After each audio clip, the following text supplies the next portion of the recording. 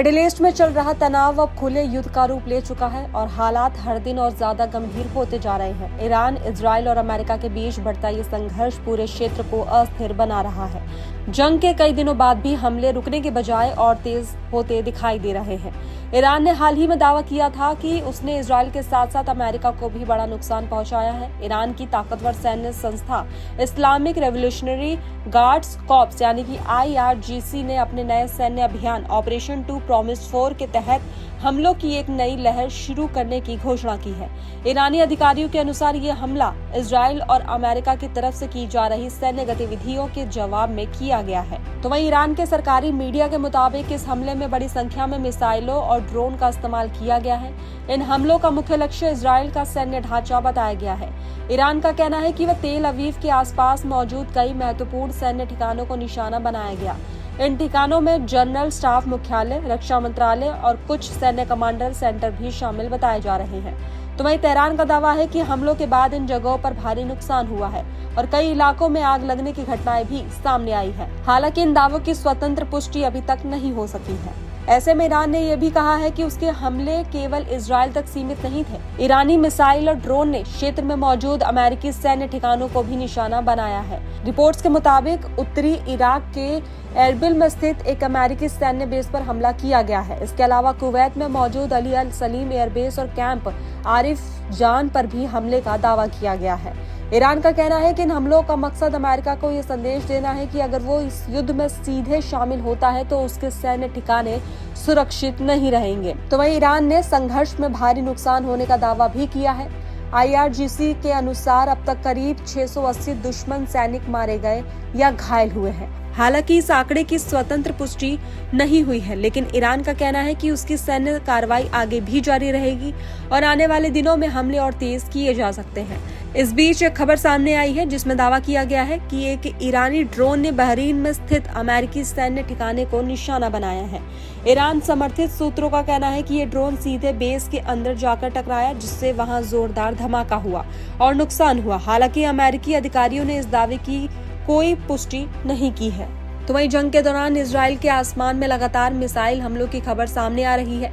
कई जगहों पर इजराइल का एयर डिफेंस सिस्टम सक्रिय हो गया है और मिसाइलों को हवा में ही रोकने की कोशिश की गई है। इसके बावजूद कुछ मिसाइलें अपने लक्ष्य तक पहुंच गई, जिससे कई इलाकों में धमाके और आग लगने की घटनाएं हुई।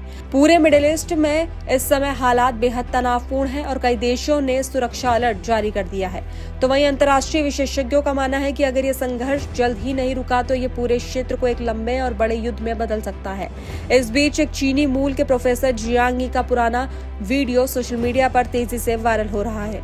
इस वीडियो में उन्होंने पिछले साल ये भविष्यवाणी की थी कि अगर अमेरिका और ईरान के बीच सीधा युद्ध होता है तो अमेरिका के लिए ये लड़ाई जीतना आसान नहीं होगा। तो वहीं प्रोफेसर जियांग यी एक शिक्षक होने के साथ साथ प्रोडक्टिव हिस्ट्री नाम का एक यूट्यूब चैनल भी चलाते हैं, जहां वो वैश्विक राजनीति और युद्ध रणनीति पर चर्चा करते हैं।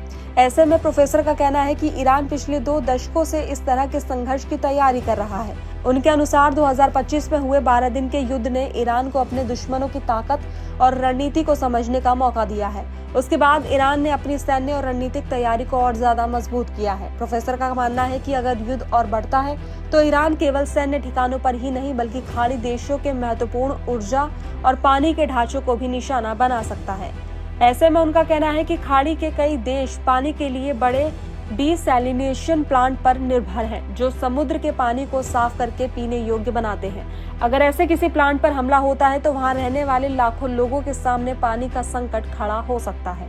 उन्होंने उदाहरण देते हुए कहा कि अगर सऊदी अरब की राजधानी रियाद में ऐसी किसी सुविधा को नुकसान पहुंचता है तो वहां की करोड़ों की आबादी को कुछ ही हफ्तों में गंभीर जल संकट का सामना करना पड़ सकता है। इसके अलावा खाड़ी देशों में खाने पीने का लगभग 90% सामान हॉर्मुज जल डमरू मध्य के रास्ते से आता है। अगर इस समुद्री रास्ते में बाधा आती है तो पूरे क्षेत्र की अर्थव्यवस्था पर भी भारी असर पड़ सकता है।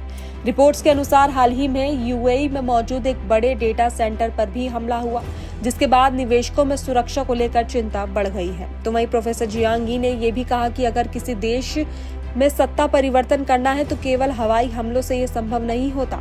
इसके लिए जमीन पर सैनिक भेजने पड़ते हैं, लेकिन उनका मानना है कि अमेरिका ईरान में जमीनी सेना भेजने से बचना चाहता है, क्योंकि वहां ज्यादातर नागरिक एक और बड़े युद्ध के खिलाफ है। तो वहीं इस बीच अमेरिका रक्षा विभाग से जुड़ी रिपोर्ट्स में चिंता जताई गई है। कहा गया है कि अगर अमेरिका लंबे समय तक ईरान पर हमले जारी रखता है तो उसके मिसाइल और गोला बारूद के भंडार पर दबाव बढ़ सकता है। कुछ रिपोर्ट्स के मुताबिक अगर युद्ध कई दिनों तक इसी तरह चलता रहा तो अमेरिका को अपने हथियारों के स्टॉक को फिर से भरने में भारी खर्च उठाना पड़ सकता है। फिलहाल मिडिल ईस्ट में स्थिति बेहद संवेदनशील बनी हुई है। ईरान ने साफ संकेत दिया है कि अगर इजराइल और अमेरिका के हमले जारी रहते हैं तो वो और भी बड़े स्तर पर जवाब देगा। दूसरी तरफ दुनिया भर के कई देश इस बढ़ते संघर्ष को लेकर चिंता जता रहे हैं और शांति की अपील कर रहे हैं। एक्सपर्ट्स का कहना है कि अगर जल्द ही कोई कूटनीतिक समाधान नहीं निकला तो ये संघर्ष पूरे मिडिल ईस्ट को एक बड़े युद्ध की तरफ धकेल सकता है।